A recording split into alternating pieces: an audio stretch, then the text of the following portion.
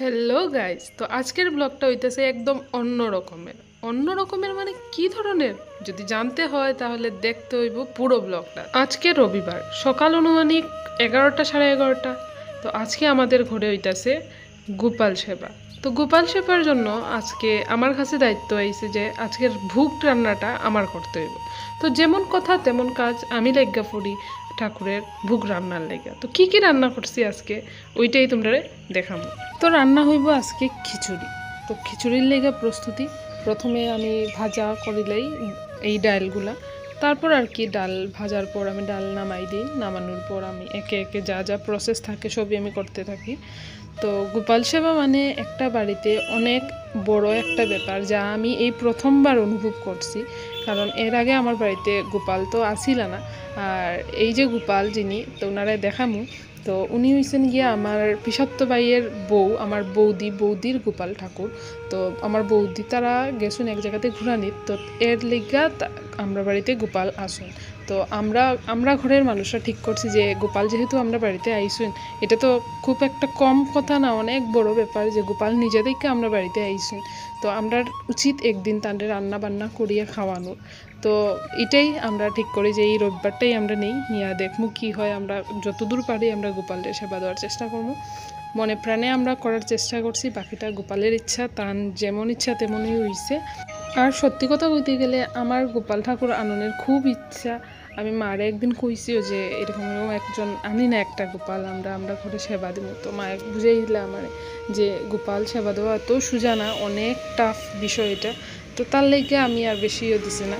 তো এক্ষণে তো দেখলাম যে গোপাল আমরা বাড়িতে আইসি, তো তান্ডেই যতটুকু পারা যায় চেষ্টা করলাম যাতে তাদের সেবাটা দেওয়া যায়। তো তোমরা ব্লগটা দেখতে থাকো আমি কি কি করলাম, কেমনে কি করলাম।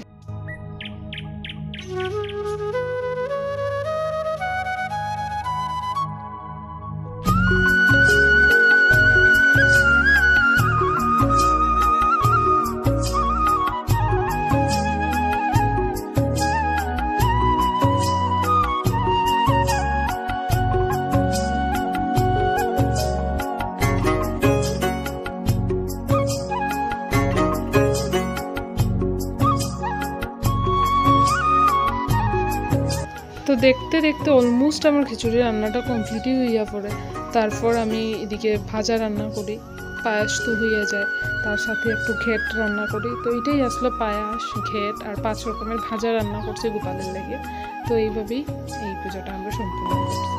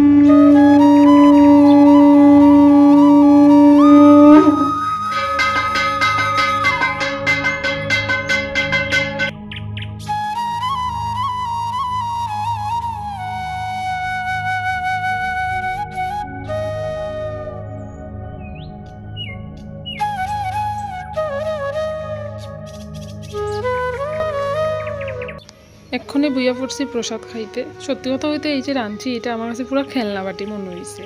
আর সত্যি কথা হইতে গেলে রান্না যে করছি গ্যাসটা, সেই গ্যাসের চুলাটাতে এত কম আগুন দিছে যে যে জায়গাত 1 ঘন্টায় হয় রান্নাটা, এই জায়গাত আমার এটা 3 ঘন্টা লাগছে। তো যাই হোক, প্রসাদটা সত্যিই প্রসাদই মনে হইতেছে, যে এতে বোঝা যায় যে গোপাল ঠাকুর সত্যিই আছে। খাওয়ানোর পর শরীরটা এত টায়ার্ড লাগছে যে আমি তো ঘুমাইয়ে পড়ি, কোন সময় ঘুমাই কইতেও পারি না। তো তো সন্ধ্যার সময় আমি জোকার দিয়ে বইনে, তো জোকার শুনিয়ে শব্দ শুনিয়ে উঠছি। তো এখন দেখো ঘড়িতে বাজে 6:20, মানে অনেকক্ষণ আমি ঘুমাইছি, এটা হইতে হইব। তারপর গেলাম, দেখলাম যে গোপালরে আজকে কী দেওয়ানো হয়েছে। গোপালরে এখানের মধ্যে সন্ধ্যার সময় একটু লিচু আর জল দেওয়া হয়েছে, আর তার যথারীতি একটা চকলেট দিয়ে রাত্রে তাহলে ঘুম পাতাই। তারপরে এখানে ইয়া বইয়া পড়ি, আর বহর পরে এখন বুঝতেছি একটু খিদা লাগতেছে। প্রসাদ খুব একটা খাইছি না, তো মনে পড়ছে আমার যে পায়েস আসলো ওইটা আমি ফ্রিজেই রাখছি, ঠান্ডা পায়েস খাইতে খুব ভালো লাগে।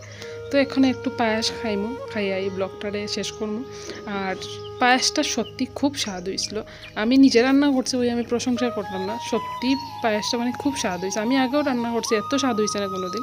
সিম্পলভাবে একদম সিম্পল রান্না করছিলাম পায়েসটা, এটা সত্যিই স্বাদ হয়েছে। তো ঠিক আছে, এই ব্লগটা এত দিনই, যদি এই ব্লগটা তোমরা ভালো লাগে তাহলে প্লিজ এই ব্লগটারে একটু লাইক দাও, এই চ্যানেলটারে সাবস্ক্রাইব দাও, তোমরা ভালোবাসা দেখাও। তো ঠিক আছে, আজকে লেগে এতটুকুই, আবার দেখা যাবে খুব তাড়াতাড়ি অন্য একটা ব্লগ নিয়ে। টাটা।